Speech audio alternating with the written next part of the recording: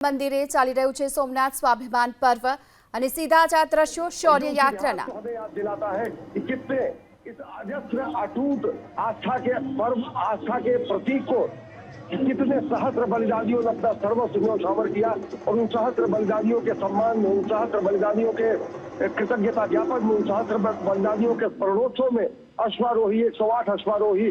चल रहे हैं और प्रधानमंत्री नरेंद्र मोदी के आगे आगे ये कारवां चल रहा है और प्रधानमंत्री नरेंद्र मोदी इस समय सोमनाथ मंदिर की तरफ अग्रसर है। डमरू की ध्वनि, कहीं न कहीं ओंकार की ध्वनि, ओम नमः शिवाय की ध्वनि, हमारे अनेक जो रणभेरी करने वाले, दुंदुभी करने वाले, युद्ध की और रण के घोषणा करने वाले जो हमारे पारंपरिक वाद्य यंत्र हैं, वो नृत्य, कला, संगीत, सबका यहाँ कहीं न कहीं संगम हुआ है, जिससे बताता है कि कैसे भारतीयता यहाँ सिमटी हुई है। और ये जो आस्था का सतत प्रकटीकरण है,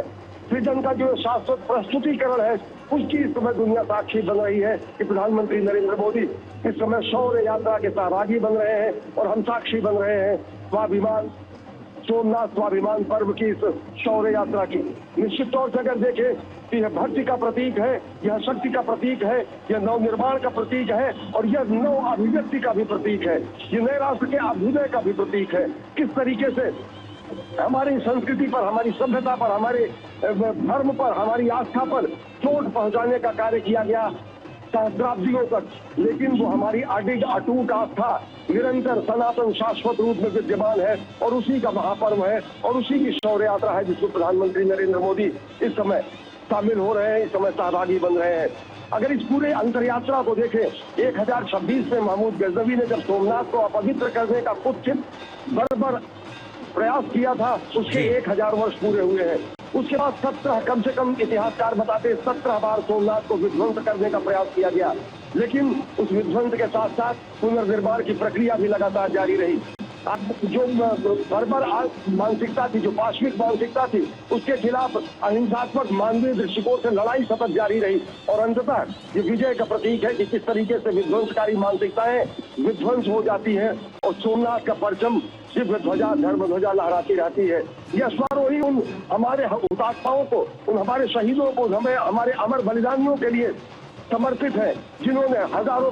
की संख्या में, सहस्रों की संख्या में अपना शीश नवाया। यहाँ इस सोमनाथ मंदिर के परिसर में ही वीर हमीर जी गोहिल जी की प्रतिमा है।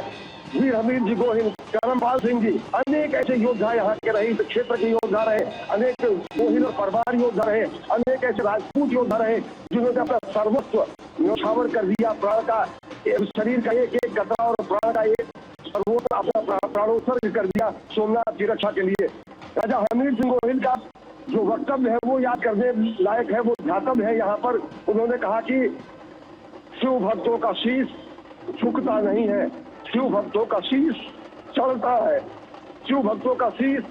शिव के सामने झुकता है, शिव भक्तों का शीश किसी अन्य का शीश किसी अन्य का है। निश्चित तौर से शिव भक्तों का शीश यहाँ पर चढ़ा है और जो अनगिनत शीश चढ़े हैं भगवान शिव के चरणों में सोमनाथ की रक्षा के लिए, यह अश्वारोही उन्हीं के प्रतीक हैं, कृतज्ञता ज्ञापन कर रहे हैं, उन्हीं के लिए उनके बलिदान का स्मरणोत्सव कर रहे हैं और उसी का धन्यवाद ज्ञापन है समूचे राष्ट्र की ओर से। और समूचे राष्ट्र की ओर से इस यात्रा का प्रतिनिधित्व कर रहे हैं प्रधानमंत्री नरेंद्र मोदी, जो कि आजीवन युवावस्था में, मुख्यमंत्रित्व काल में, प्रधानमंत्रित्व काल में सोमनाथ से जुड़े रहे, अगाध शिव के भक्त, अनन्य उपासक है, तो मां भारती के साधक भी है। उस स्वरूप में आज प्रधानमंत्री नरेंद्र मोदी यहाँ पर है और किस तरीके से आध्यात्मिकता और आधुनिकता का मेल है, किस तरीके से